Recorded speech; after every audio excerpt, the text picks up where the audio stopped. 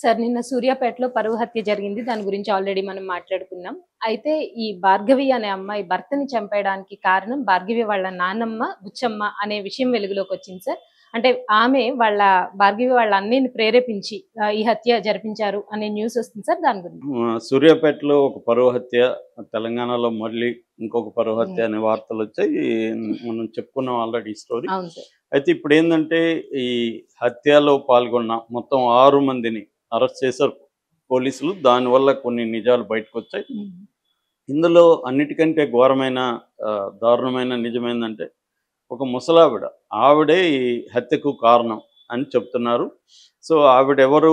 ఇప్పుడు కొత్తగా ఏమేమి నిజాలు హ్మ్. బయటకొచ్చాయి చెప్పుకునే ముందు బ్రీఫ్‌గా అసలేం జరిగింది చెప్పుకుంటే, సూర్యాపేటలో మొన్న ఒక శవం పిల్లల మర్రికి వెళ్ళే మూసీ కాలువ ఉంది. ఆ కాలువ గట్టు మీద ఒక శవం దొరికింది. అప్పటికే అతని భార్య శవం వచ్చి ఆహ్, వడ్ వడ్లకొండ కృష్ణ అనే అబ్బాయిది. హ్మ్. వాళ్ళ భార్య భార్గవి బంధువుల సహాయంతో పోలీస్‌కి కంప్లెయింట్ ఇచ్చింది. సో, పోలీసులు ఆ శవాన్ని గుర్తించి ఆమెకు చూపిస్తే ఆమె గుర్తించారు. సో, అసలు ఈ శవం ఎవరిది? ఎందుకు చంపారు? ఏందన్నప్పుడు ఫస్ట్ ఏమో ఇతను హత్య కేసులో నిందితుడిగా ఉన్నాడు. హ్మ్. కాబట్టి పాత కక్షలతో చంపాడని పోలీసులు అనుకున్నారు. భార్గవి మాత్రం లేదు, మా అన్న వాళ్ళే చంపారని ఆమె క్లియర్‌గా చెప్పింది. దాని తర్వాత పోలీసులు ఆ యాంగిల్‌లో ఇది చేసి వాళ్ళ అన్నని, మిగతా బంధువులందరిని పట్టుకున్నారు. ఇప్పుడు కొన్ని విషయాలు, సంచలనమైన విషయాలు తెలిసాయి. సో, ఇదేం జరిగిందంటే, ఈ కోట్ల నవీన్ అనే అబ్బాయి సూర్యాపేటలో ఉంటాడు. అతను కొంత లీడర్‌షిప్ రాజకీయాల్లోకి రావాలనే కోరికతో అతను నలుగురిని పోగేసుకొని హ్మ్. తిరుగుతుంటాడు. అలాంటి క్రమంలో వీళ్ళొచ్చి గౌడ కులానికి సంబంధించిన వాళ్ళు, ఈ కోట్ల నవీన్ వాళ్ళు. అక్కడ వడ్లకొండ కృష్ణ అనే అబ్బాయి అతను దళితు, అంటే మాల కులం. కొంతమందేమో నిన్న చెప్తున్నారు అతను మాల గాదు క్రిస్టియన్ అని. మన దేశంలో ఏ మతమైనా కులం అనేది లేకుండా హిందూ గాని, క్రిస్టియన్ గాని, ముస్లిం అవును సార్. మతాల్లో గూడా కులాలు అనేవి హ్మ్. ప్రధానంగా ఉంటాయి. కాబట్టి ఇతను కులపరంగా రాసుకున్నప్పుడు వాళ్ళ కులం మాల అనే హ్మ్. రాసుకున్నాడు కాబట్టి మాల అనే చెప్పాల్సొస్తుంది. సో, ఏదేమైనా అతను దళితుడు అనుకోవచ్చు బ్రాడ్‌గా. హ్మ్. సో, అతను ఈ గ్రూప్‌లో చేరాడు. నవీన్‌తో చేరాడు. ఆహ్, అందంగా ఉంటాడు, యాక్టివ్‌గా ఉంటాడు మనిషి, తెలివైనోడు. దాంతో వాళ్ళ సిస్టర్‌కి తనకి పరిచయం ఏర్పడింది భార్గవికి. భార్గవి వీళ్ళిద్దరు లవ్ చేసుకున్నారు. లవ్ చేసుకున్న విషయం ఇంట్లో తెలిసింది. తెలిస్తే వాళ్ళు వ్యతిరేకించారు. పెళ్లి చేసుకోవడానికి కుదరదని చెప్పారు. కానీ దాంతో వీళ్ళు బయటికెళ్ళిపోయి పెళ్లి చేసుకొని, అక్కడే కాపురం పెట్టి ఉంటున్నారు. ఇది జీర్ణించుకోలేకుండా స్నేహం పేరుతో నా ఇంటికొచ్చి నా చెల్లెల్ని ట్రాప్ చేసి వీడు తీసుకెళ్ళిపోయాడు. పైగా రెచ్చగొట్టడానికి ఇక్కడే కాపురం పెట్టాడు. ఈ యాంగిల్‌లో ఇతను రగిలిపోయాడు హ్మ్. నవీన్. ఇది జరిగిందెప్పుడు? 6 నెలలకు ముందు జరిగింది వీళ్ళ పెళ్లి. సో, ఇతను రగిలిపోయాడు. ఈ క్రమంలో ఇప్పుడు కొత్తగా వస్తున్న వార్త ఏందంటే, వీళ్ళ నానమ్మ, భార్గవి వాళ్ళ నానమ్మ, ఆమె పేరు బుచ్చమ్మ. ఆమె చాలా కోపంతో రగిలిపోయింది. నా మనవరాలిని వీడు ఇలా చేస్తాడా? వాడిని చంపేయండి మీరని చెప్పి కొడుకంటే సైదులు, ఈ హ్మ్. భార్గవి వాళ్ళ నాన్న. ఆయనకి ముగ్గురు పిల్లలు. ఆహ్, వీడు నవీను, వాళ్ళ తమ్ముడు వంశీ, ఈ అమ్మాయి హ్మ్. భార్గవి, ముగ్గురు పిల్లలు. సో, ఈ నానమ్మ కొడుకుని, సైదుల్ని, మనవడు నవీన్‌ని రెచ్చగొట్టింది. మామూలుగానే వాళ్ళకి కోపముంది. ఇంకీమె రెచ్చగొట్టి వాళ్ళని హ్మ్. మీరసలు మీకు పరువుందారా? ప్రతిష్ట ఉందా? మీకు రోషం ఉందా? మీరు అదే మగవాళ్ళా? సార్. ఇలాగ ఇంకా అవును. రకరకాల రూపాల్లో హ్మ్. రెచ్చగొడతారు గదా! ఆడోళ్ళు రెచ్చగొట్టేప్పుడు నువ్వు అసలు మగతనం మీద అటాక్ చేస్తారు. హ్మ్. సో, వాళ్ళు ఇంక రెచ్చిపోతారు. సో, అలాగా అటాక్ చేశారు. అటాక్ చేసేసరికి వాళ్ళు కూడా ఆల్రెడీ ఇదుంది. నవీన్ 2 నెలల నుంచి ప్లాన్ చేస్తున్నాడంట ఇతన్ని చంపడానికి. సో, దాంతో ఏం చేశాడు నవీను, మహేష్, హ్మ్. బైరు మహేష్ అనే ఒకడిని పట్టుకున్నాడు. వీళ్ళ గ్రూప్‌లో ఉంటాడు. బైరు మహేష్ ఈ కృష్ణకి గూడా పరిచయం ఉంది. బైరు మహేష్ చెప్పాడు, "నువ్వు కొంత వాడితో క్లోజ్‌గా తిరుగు, హ్మ్. వాడిని ట్రాప్ చెయ్యని." సో, బైరు మహేష్ ఏం చేస్తాడంటే రకరకాల పంచాయతీలకి ఈ కృష్ణని తిప్పడం అతనికి కొంత డబ్బులివ్వడం, అలాగా హ్మ్. తన వెంట, హ్మ్. అంటే వీడితో తిరుగుతుంటే మనకు కూడా డబ్బులొస్తాయని చెప్పినట్టుగా అనుకున్నట్టుగా ట్రై చేశాడు. దాంతో ట్రాప్‌లో పడ్డారు. యాక్చువల్‌గా జనవరి 13నే చంపాలని ప్లానింగ్ చేశారు గానీ, ఆ రోజు కుదరలేదు. హ్మ్. దాని తర్వాత మొన్న 26వ తేదీ ఈ బైరు మహేష్ అతనికి ఫోన్ చేసి ఇలాగ ఒక పంచాయతీ ఉందిరా అని చెప్తే ఈవినింగ్ 5:00 అలాగా వెళ్ళాడు. వెళ్ళిన వ్యక్తి రాలేదు. రాకపోయినప్పుడు ఆ అమ్మాయి ఫోన్ చేస్తే స్విచ్ ఆఫ్ వచ్చింది. దాంతో బైరు మహేష్ దగ్గరికెళ్ళాడు కాబట్టి బైరు మహేష్‌కి ఫోన్ చేసింది భార్గవి.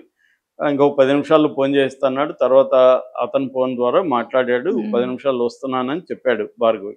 ఆ తర్వాత రాలేదు. ఆ అమ్మాయి టెన్షన్‌లోకెళ్ళింది. సో, ఇప్పుడు ఏం చేశారంటే వీళ్ళు ఈ బుచ్చమ్మ కోసమే ఇతన్ని చంపారు. మొత్తం 6 మంది పార్టిసిపేట్ చేశారు. సైదులు, భార్గవ్ వాళ్ళ నాన్న, భార్గవ్ వాళ్ళ అన్న ఉమ్, నవీను, నవీన్. ఉమ్, తమ్ముడు వంశీ, దాని తర్వాత ఆహ్, వాళ్ళ సై బైరు బైరు. మహేషు, ఇంకొక నల్గొండకు సంబంధించిన ఇంకొక వ్యక్తి. మొత్తం 6 మంది. ఫ్యామిలీ వాళ్ళు నలుగురు, బయట వాళ్ళు ఇద్దరు. ఉమ్, మొత్తం 6 మంది కలిసి తనని తీసుకెళ్ళి ఒక దగ్గర కొంత టార్చర్ చేసి ఊరేసి చంపేశారు. ఉమ్, చంపేసి మళ్ళీ బండరాయితో అంతా కూడా కొట్టారు వాళ్ళ కసి తీరకుండా. చేసినాక వీళ్ళేం చేశారంటే ముందు శవాన్ని తీసుకెళ్ళి ఆమెకి చూపిచ్చారు. ఎందుకంటే ఆమె కదా దీన్ని ఓ, ఆమె వాళ్ళ నాన్నమ్మకి చూపించారా నానమ్మ సార్? బుచ్చమ్మకి ఓకే. చూపిచ్చారు.